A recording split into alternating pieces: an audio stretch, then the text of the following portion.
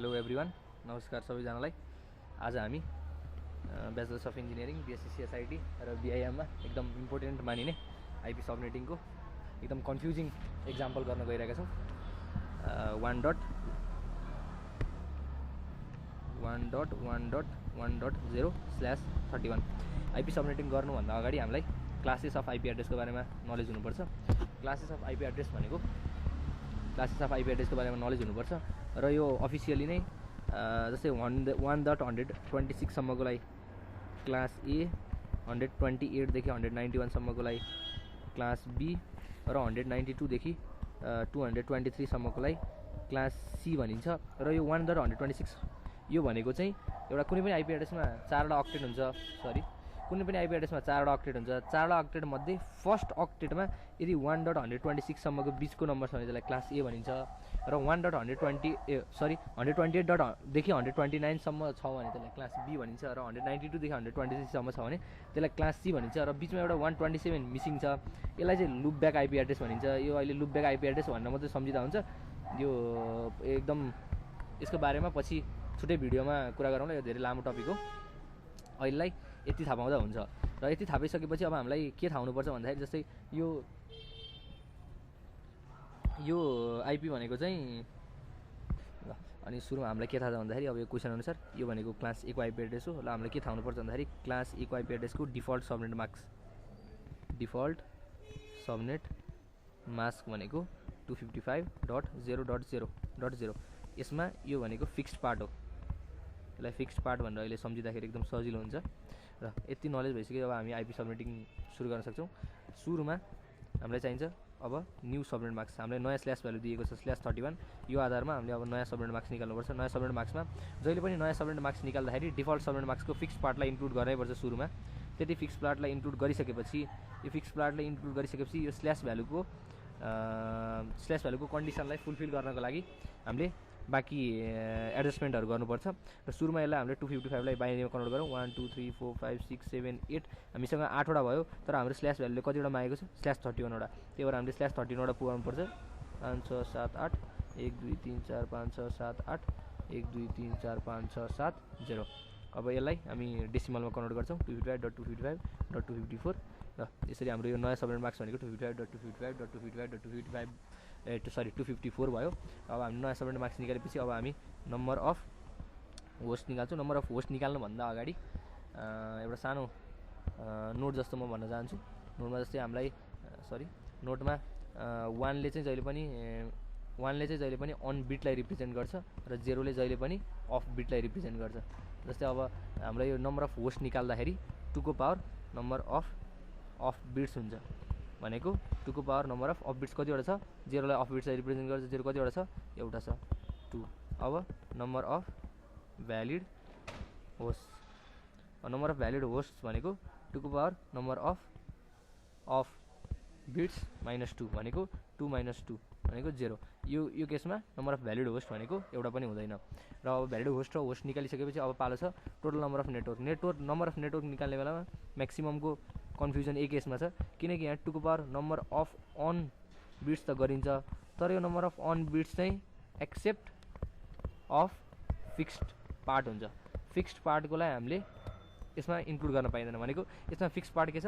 Default subnet marks अनुसार यसको first अक्टेटको यो फिक्स्ड पार्ट छ भनेको यो सुरुको अक्टेटको अनबिटहरू सबै फिक्स्ड हो। यसलाई युज गर्न पाइँदैन। यो बाहेकको अरू अनबिटहरूलाई भनेपछि यहाँ कतिवटा छ? 16 + 7 16 17 18 19 20 21 22 23 भनेपछि हाम्रो यहाँ नम्बर अफ नेटवर्क भनेको 2 को पावर 23 वटा भयो। अब हामीले नम्बर अफ नेटवर्क निकालिसकेपछि अब पालो छ ब्लक साइज निकाल्ने। ब्लक साइजलाई अथवा म्याजिक नम्बर अथवा जम्पिङ भ्यालु पनि भन्ने गरिन्छ।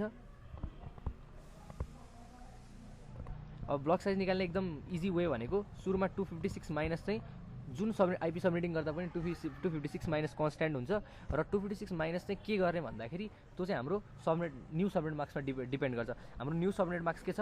255.255.255.254। हाम्रो न्यू सबनेट मार्क्सको जहाँ गएर अनबिट एन्ड भएको छ भनेको यहाँ लास्ट बिटमा अनबिट एन्ड भएको छ। त्यो अनबिट एन्ड भएको 4th अक्टेटमा हो भने 4th अक्टेटको डेसिमल भ्यालु कति हो? 254 भनेपछि त्यसको 2 के भने मैले जम्पिङ भ्यालु भनेको 256 माइनस 256 किन माइनस गरेको भन्दा कन्स्ट्यान्ट हो सबैमा 256 माइनस चाहिँ जुनको आइपी सबमिटिङ गरेर नि ब्लक साइज निकाल्दा 256 माइनस कन्स्ट्यान्ट हुन्छ 256 मा के घटाउने 256 मा जुन अक्टेटमा गएर आइपी सबनेट मार्क्समा जुन अक्टेटमा गएर अनबिट एन्ड भएको छ त्यो अक्टेटको डेसिमल भ्यालुलाई घटाउँदा यो आउँछ। अब पालो छ हाम्रो सबनेटिङ टेबल बनाउने। हामीले यो सबै निकालेपछि अब लास्टमा हामी सबनेटिङ टेबल बनाउँछौँ। सबनेटिङ टेबलमा हाम्रो के इन्क्लुड हुन्छ एउटा नेटवर्क आइडी, अर्को ब्रोडकास्ट आइडी, अर्को भ्यालिड आइपी। अब नेटवर्क आइडी भनेको 1.1.1.0। अब एउटा नेटवर्क आइडीबाट अर्को नेटवर्क आइडीमा एउटा नेटवर्क आइडीबाट अर्को नेटवर्क आइडीमा जानलाई हामीलाई के को युज गरिन्छ ब्लक साइजको अथवा जम्पिङ भ्यालु त 2 हो तर जम्प गर्ने कुन अक्टेटमा त्यो त यहाँ स्पेसिफिकली भनेको छैन। कुन अक्टेटमा जम्प गर्ने भनेर अथवा फर्स्ट अक्टेटमा गर्ने हो कि सेकेन्डमा गर्ने हो कि थर्डमा गर्ने हो कि फोर्थ अक्टेटमा त्यो कुन अक्टेटमा जम्प गर्ने भनेर हामीलाई सबनेट मार्क्सले दिन्छ, न्यू सबनेट मार्क्सले। अब फेरि सबनेट मार्क्समा जाउँ हामी।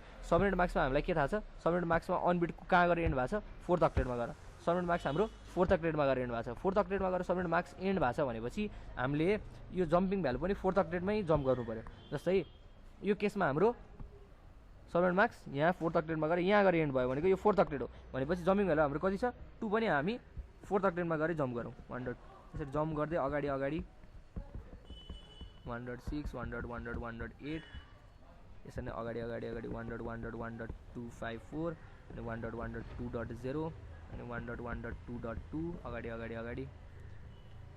अनि 1.1.2.254 1.1.3.0 यसरी अगाडि बढ्दै जाँदा कहाँसम्म पुगिन्छ भन्दाखेरि 1.255.255.255.0 1.255.255.2 यसरी फेरि अगाडि 1.255.255.252 1.255.255.254 हाम्रो अब 1.255.255.256 यो भ्यालिड हुँदैन। यसमा 2 जोड्दा यो भ्यालिड हुन्छ त यो भ्यालिड हुँदैन भनेपछि हाम्रो नेटवर्क आइडी यहाँ आएर एन्ड भयो। नेटवर्क आइडी यहाँ आएर एन्ड भएपछि हाम्रो सक्यो।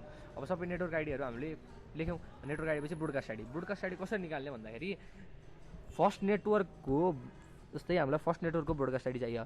फर्स्ट नेटवर्कको ब्रोडकास्ट आइडी निकाल्न सेकेन्ड नेटवर्कको नेटवर्क आइडीमा एक आइपी कम गऱ्यो भने फर्स्ट नेटवर्कको ब्रोडकास्ट आइडी आउँछ।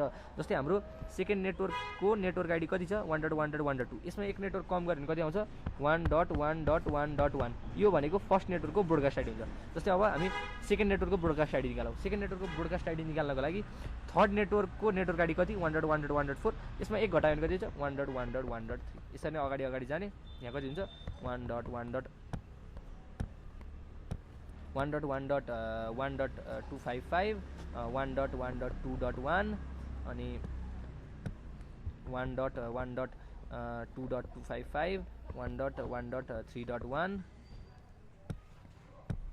1.255.255.255 अनि यहाँ कति हुन्छ 1.255.255.253 यसरी हामीले अब सबनेटिङ टेबलको हामीले नेटवर्क आइडी र ब्रोडकास्ट आइडी निकाल्यौँ। नेटवर्क आइडी र ब्रोडकास्ट निकालेपछि अब पालो छ भ्यालिड आइपीको।